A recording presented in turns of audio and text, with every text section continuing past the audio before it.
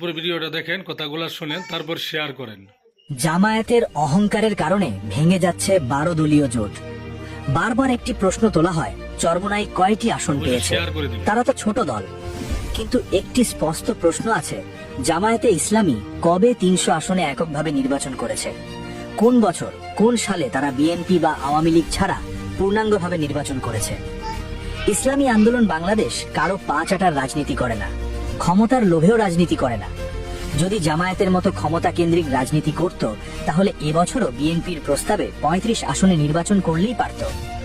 ইসলামী আন্দোলন 300 আসনে নির্বাচন করেছে, অথচ জামায়াত কখনোই 100 আসনেও এককভাবে নির্বাচন করেনি। জনপ্রিয়তার প্রশ্নে বাস্তবতা হলো, মানুষ জামায়াতকে নয়, মানুষ ভালোবাসে হুজুরদের দলকে। সাধারণ মানুষের কাছে হুজুরদের দল মানেই জামায়াত। এই বিভ্রান্তি মূল বাস্তবতা। আপনি প্রশ্ন করলে দেখবেন শতকরা 10 জনও সঠিকভাবে পার্থক্য করতে পারবে না। এখানেই মূল খেলা ও বিভ্রান্তি। অতএব দ্বন্দ্ব নয়, বিভাজন নয়, বিদ্বেষ বাদ দিয়ে ঐক্যের পথে আসুন, ঐক্যবদ্ধভাবে নির্বাচনে যান।